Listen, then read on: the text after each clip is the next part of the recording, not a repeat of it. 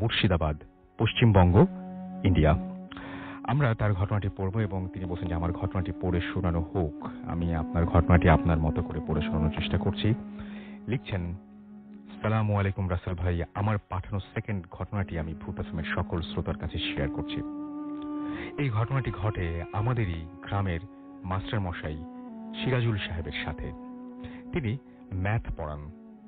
আমি সিরাজুল সাহেবের কাছে কৃতজ্ঞ যে তিনি এই ঘটনাটি আমাকে ভূত এফএমে শেয়ার করার অনুমতি দিয়েছেন। ঘটনাটি 11 বছর আগে ঘটেছিল। ঘটনাটি শুরু করার পূর্বে আমাদের এখানকার একটু বর্ণনা দেই। আমাদের গ্রামের নাম শেখালিপুর। আমাদের গ্রামের পাশ দিয়েই বয়ে গেছে পদ্মা নদী। আমাদের গ্রামটি ভারত এবং বাংলাদেশের বর্ডারের পাশেই। আমাদের গ্রামের পাশ দিয়ে চলে গেছে বিএসএফ রোড। আমাদের পাশের গ্রাম হলো ফতেহপুর। এই বিএসএফ রোড ধরে ফতেহপুর যেতে মিনিট 20 সময় লাগে। এই বিএসএফ রোড দিয়ে মানুষ সাধারণত কমই চলাচল করে। এই রাস্তা ধরে যেতে প্রথম যেটা পড়বে সেটা হলো রাস্তার দুপাশে বিরাট আম বাগান। তারপর কিছুটা গেলে পড়বে রাস্তার ডান দিকে কবরস্থান এবং রাস্তার দুই পাশে বাঁশ গাছ। এরপর আরো কিছু দূরে এগিয়ে গেলে রাস্তার ধার ঘেঁষে বাম পাশে পোস্টমর্টমের একটা ঘর রয়েছে এবং আমাদের ফতেপুর সদর হাসপাতাল থেকে পোস্টমর্টমের ঘরটি কিছুটা দূরেই ছিল। পোস্টমর্টম ঘর পেরিয়ে কিছুটা গিয়েই বিএসএফ রোডটি মেইন রাস্তার সাথে মিশে গিয়েছে। মেইন রাস্তা থেকে আরো কিছুটা গেলে পড়বে ফতেপুর সদর হাসপাতাল, অনেক দিনের পুরনো এই হাসপাতাল। সিরাজুল স্যার আমাদের গ্রামের শেখালিপুর হাই স্কুলের ম্যাথের টিচার। আমি তখন ক্লাস 9-এ পড়তাম। স্যার খুব ভালো পড়াতেন। তাছাড়া পাশাপাশি এই দুই গ্রামের মধ্যে তিনি ছিলেন একমাত্র ম্যাথের টিচার। সিরাজুল স্যার সপ্তাহে 2 দিন সাইকেলে করে বিএসএফ রোড দিয়ে ফতেপুর গ্রামের একটা বাড়িতে পড়াতে যেতেন। এই রাস্তাটি নির্জন হলেও খুব তাড়াতাড়ি পৌঁছানোর জন্য স্যার এই পথটা দিয়েই যাতায়াত করতেন। সে সময় আমাদের গ্রামে স্কুল ভোট শুরু হয় এবং এই ভোটকে কেন্দ্র করে আমাদের গ্রামে খুব গন্ডগোল হয়। তো আমাদেরই গ্রামের এক পরিবারের আপন 2 ভাই গন্ডগোলের জেরে খুন হয়। সকালবেলায় এই খুনের ঘটনা ঘটে এবং সেদিন গ্রামের পরিস্থিতি অন্যান্য দিনের মতো স্বাভাবিক ছিল না। পুলিশ এসে লাশ দুটিকে পোস্টমর্টম করার জন্য গাড়িতে করে নিয়ে যায় এবং সেদিন গ্রামে নীরবতা আর শোকের ছায়া পড়েছিল। মানুষজন ঘর থেকে বেরোতে সাহস পাচ্ছিল না। আর পুলিশ গ্রামে 144 ধারা জারি করেছিল। বিকেলের দিকে কিছু কিছু মানুষ ভয়ে ভয়ে বেরিয়েছিল, কিন্তু পরিস্থিতি মোটেই স্বাভাবিক ছিল না। চারিদিকে একটা থমথমে ভাব। সেদিনই আবার সিরাজুল স্যারের ফতেপুর গ্রামে পড়াতে যাবার ডেট ছিল। স্যার একবার ভাবলেন যাবেন না, কিন্তু স্যার এটাও ভাবলেন যে পরের সপ্তাহে ফাইনাল এক্সাম না গেলে ছাত্ররা সমস্যায় পড়বে। স্যার বিকেল 5টায় ফতেপুর গ্রামের দিকে রওনা হলেন। রাস্তা একদম ফাঁকা। স্যারের মনের ভেতর একটা ফিলিংস কাজ করছিল। আজ এমন 2জন ভাই মারা গেছে যারা তাকে গভীরভাবে ভালোবাসতো। এটা ভাবতে ভাবতে স্যার সাইকেল চালাচ্ছেন। স্যার ফাঁকা মাঠ পেরিয়ে আমবাগানের মধ্য দিয়ে চলছেন। এরপর স্যার কবরস্থান পেরিয়ে সেই পোস্টমর্টম ঘরের কাছে চলে এলেন। তখনও সন্ধ্যা হয়নি। স্যার যখন পোস্টমর্টম ঘরটি ক্রস করছিলেন, হঠাৎ স্যারের চোখ পড়ল সেই সবুজ প্যাকেটে মোড়া দড়ি দিয়ে বাঁধা লাশ দুটির দিকে। ঘরের ভাঙা জানালা দিয়ে লাশ দুটিকে দেখা যাচ্ছিল যারা আজই খুন হয়েছে। স্যারের মনের ভেতর এমন খটকা লাগলো, স্যার সাইকেল চালিয়ে ফতেপুর গ্রামে পৌঁছে গেলেন। এরপর স্যার সেখানে পড়াতে পড়াতে গভীর মনোযোগ দিয়ে ফেললেন, সবকিছু ভুলে গেলেন। একসময় প্রচন্ড বৃষ্টি আর ঝোড়ো হাওয়া শুরু হলো। স্যারের আজ একটু দেরি হয়ে গেল। বাইরে বৃষ্টির বেগ একটু কমেছে। বাড়ির লোক স্যারকে যাওয়ার জন্য অনুরোধ করলেন। স্যার বললেন আমি ঠিক পৌঁছে যাব। থেকে যাওয়ার জন্য অনুরোধ করেছিলেন এবং সেই বাড়ি থেকে স্যারকে টর্চ আর ছাতা দেয়া হলো। স্যার এক হাতে ছাতা এবং এক হাতে টর্চ নিয়ে সাইকেলে চেপে বাড়ির দিকে রওনা দিলেন। স্যার মেইন রাস্তা দিয়ে চলছেন। একসময় স্যার হাসপাতাল ক্রস করে মেইন রাস্তা থেকে বিএসএফ রোডে নামলেন। আকাশে বিদ্যুৎ চমকাচ্ছে আর হালকা হালকা বৃষ্টি পড়ছে। স্যারের সেই ঘটনাগুলি আবার মনে পড়তে লাগলো। স্যারের হঠাৎ সাইকেলের চেন পড়ে গেল। স্যার কিছুতেই সাইকেলের চেন তুলতে পারছিলেন না। সাইকেল ঠেলতে ঠেলতে স্যার হাঁটতে লাগলেন। স্যার ঠিক পোস্টমর্টম ঘরের কাছে ভাঙা জানালাটিকে অতিক্রম করতে যাচ্ছিলেন। এমন সময় স্যার লক্ষ্য করলেন যে তার বাম পাকে পা কে যেন টেনে ধরেছে। স্যার সঙ্গে সঙ্গে পায়ের দিকে টর্চ মেরে দেখলেন তার পা কাদায় আটকে গিয়েছে। তিনি জোর করে চেষ্টা করলেন কিন্তু কিছুতেই পায়ের স্লিপার সমেত পাটিকে তুলতে পারছিলেন না। স্যার বসে গিয়ে স্লিপারটিকে কাদা থেকে টানতে চাচ্ছিলেন, এমন সময় আকাশে জোরে বিদ্যুৎ চমকালো এবং স্যার যা দেখলেন তা দেখার জন্য স্যার একেবারেই প্রস্তুত ছিলেন না। তিনি দেখলেন যে ভাঙা জানলা দিয়ে পরিষ্কার দেখা গেল 4 জন মানুষের মতো দেখতে লোক, যাদের মুখ অন্ধকার এবং শাড়ির সাদা কাপড়ে ঢাকা। 2 জন লাশটিকে কাফন পরাচ্ছে এবং 2 জন দাঁড়িয়ে আছে আতরের গন্ধের সাথে। তারা লক্ষ্য করলেন তাদের কারোর পা মাটিতে নেই।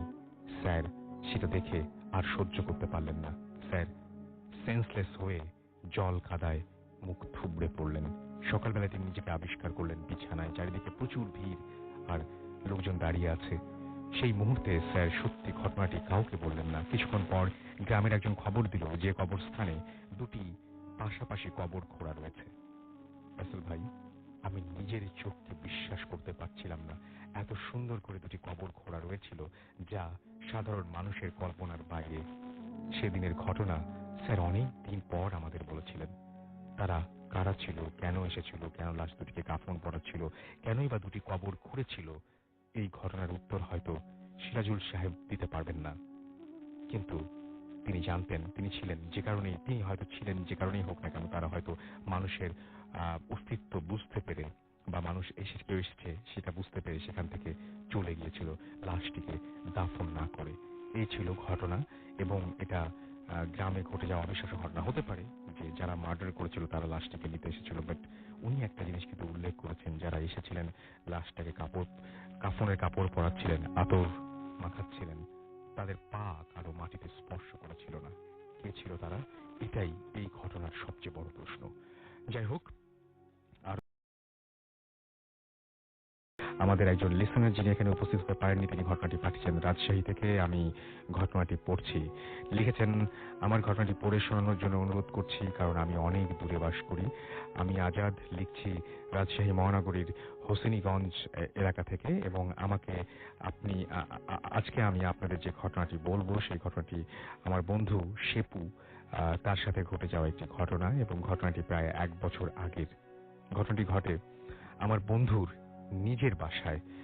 এটা বাসাটার একটু বিবরণ দেই। বাসাটি রাজশাহী মহানগরীর রাজার হাতা এলাকার অনেক পুরনো একটা ভবন, এবং ভবনটি 100 বছর আগের তৈরি।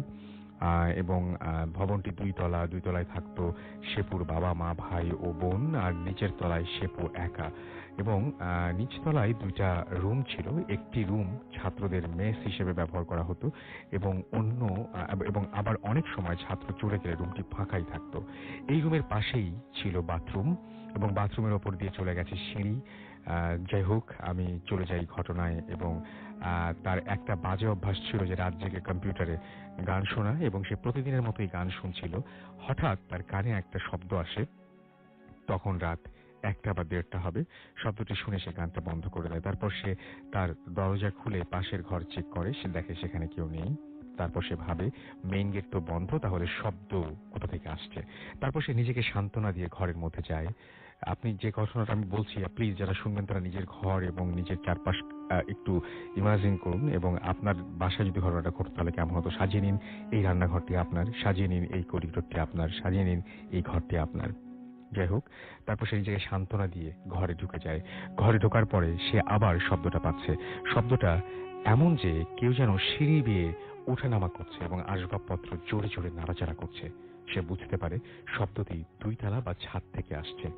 তখন সে দরজা খুলে সিঁড়ি দিয়ে 2 তলায় যায়, এবং তখনও পর্যন্ত শব্দটি সে পাচ্ছে। তারপর সে তাড়াতাড়ি তার বাবা মার ঘরের দরজার দিকে যায়, এবং 2-1 বার বাবা মার ঘরের দরজা কড়া নাড়তেই শব্দটি বন্ধ হয়ে যায়। তারপর সে আবার বাবা মাকে ডাকে, কিন্তু তার বাবা মা কোনো সাড়া দেন না। সে একটু ভয়ে ভয়ে নিচে নেমে তার ঘরের দরজা লাগাতেই শব্দটি আবারও শুরু হয়। এবার শব্দটি হচ্ছে অনেক জোরে। সে বুঝতে পারছে শব্দটি ছাদ থেকে আসছে। এবার সে সাহস করে নিচতলা থেকে 2 তলায় ওঠে। 3 তলার সিঁড়িতে উঠতেই শব্দটি বন্ধ হয়ে যায়। বলে রাখি, 3 তলার ওই ছাদে একটা পরিত্যক্ত রুম আছে, যেটা তাদের কখনোই কোনো কাজে লাগে না। এবং সে সিঁড়ি বেয়ে ছাদের ওই দরজা খোলে। তখন তার কাছে সে দরজার চাবি আর মোবাইলের টর্চ ছিল। তারপর সে রীতিমতো ছাদে চলে যায় এবং কিন্তু সেখানে কাউকে দেখতে পায় না। তখন সে অনেক ভয় পায়, কিন্তু সে অনেক সাহস করে তাদের ছাদের ওই রুমটা চেক করে, কিন্তু কোনো কিছুই দেখতে পায় না। তখন প্রায় রাত 2টা। তারপর সে 3 তলায় ওই দরজা লাগিয়ে সিঁড়ি দিয়ে 2 তলায় নামে। 2 তলা থেকে নিচতলায় নামছে, হঠাৎ নিচতলার বাথরুমের ওখানে কোনো একটা শব্দ হয়। সে নিচতলায় নামতেই তার বাথরুমের ওখানে রাখা একটা টিনের বালতি কেউ যেন ছুঁড়ে ফেলে দিল। তখন প্রচন্ড জোরে আওয়াজ হয়েছিল এবং বালতিটি তার চোখের সামনে প্রায় 5 সেকেন্ডের মতো কাঁপছিল। তখন সে তার রুমে না গিয়ে দোতলার সিঁড়িতে উঠতেই ঘটল মূল ঘটনা। সে দেখে সেটা হলো 5 থেকে 7টা সিঁড়ি ওপরে কেউ একজন বৃদ্ধা মহিলা একটি শিশুকে কোলে নিয়ে ঝুনঝুনির মতো কিছু একটা ঝোঁকাচ্ছে। চিন্তা করুন, আপনার সিঁড়িঘর, সেইখানে একজন বৃদ্ধ মহিলা, তার কোলে একটা শিশু, এবং সে সেই বাচ্চাটাকে কোলে নিয়ে ঝুনঝুনি নাড়ছে এবং শব্দ করছে। তখন সে চিৎকার করে 2 তলায় না গিয়ে তাড়াহুড়া করে নিচতলায় ঢুকতেই দরজার সাথে তার মাথায় প্রচন্ড আঘাত লাগে। তখন সে সেখানেই সেন্সলেস হয়ে পড়ে যায় এবং পরদিন তার জ্ঞান ফিরে তখন সে তার মা বাবার রুমে, এবং সে ঘটনাটি তার বাবা মাকে খুলে বলে। তার মাথায় লাগা আঘাতটির দাগ এখনো বিদ্যমান। সে ওই ঘটনার পর প্রায় 2 থেকে 2.5 মাস অসুস্থ ছিল। পরে জানা গেছে ওই বাসাটিতে যুদ্ধের আগে একটা পরিবার ছিল, তারা ওই পরিবারের একজন বৃদ্ধা মহিলা তার শিশুসহ আত্মহত্যা করেছিল। ঘটনাটি খুবই রহস্যজনক, যা ওই পুরো এলাকাবাসী ঘটনাটি জানত, এবং ভবনটি কয়েকটা পরিবার থাকতো, কিন্তু কেউ ওই ভবনটিতে বেশি দিন কোনো পরিবার থাকতে পারেনি। তারপর তারা বাসাটি ছেড়ে চলে যায়। এখন সে সম্পূর্ণ সুস্থ। লিখেছেন মোহাম্মদ আজাদ, BBS, রাজশাহী কলেজ, গ্রাম হোসেনীগঞ্জ, থানা বোয়ালিয়া, জেলা রাজশাহী।